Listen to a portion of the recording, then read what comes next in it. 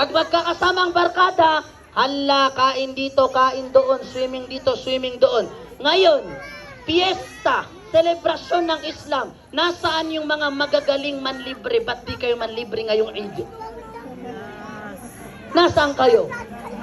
Ba't di kayo mahanap? Dahil hindi birthday? Kaida miyatay? Kaida arlimo? Nasaan kayo? Ang galing nyong maglibre, ang galing nyong mag-celebrate sa mga haram. Ngayong fiesta natin, ngayong ipinag-utos ng Allah na ang kasiyahan dito ay ibada. Nasaan kayo? Ba't di kayo maramdaman? Nasaan? Dapat di magana. La hawla wala quwwata illa billah. Maganap na kinamatatagil. La hawla wala quwwata illa billah. Ila antanu Allah subhanahu wa ta'ala. Nalainag yan kaya birthday. Mga minamahal na tagapakinig, pakinggan nyo. Miya pasa-pasang ikamber tadi iman to, mga tao sama sa tanu iman to. Kapya sumiya kru-kru ni kubal na matan ka pabibir tadi. La hawla wala quwwata illa billah.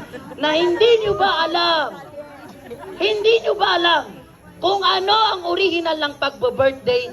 Hindi nyo ba alam kung saan nag-umpisa ang pagbe-birthday at bakit tinawag na birthday? Balikan natin ang history ng unang Ehipto. Subhanallah. Unang Romano.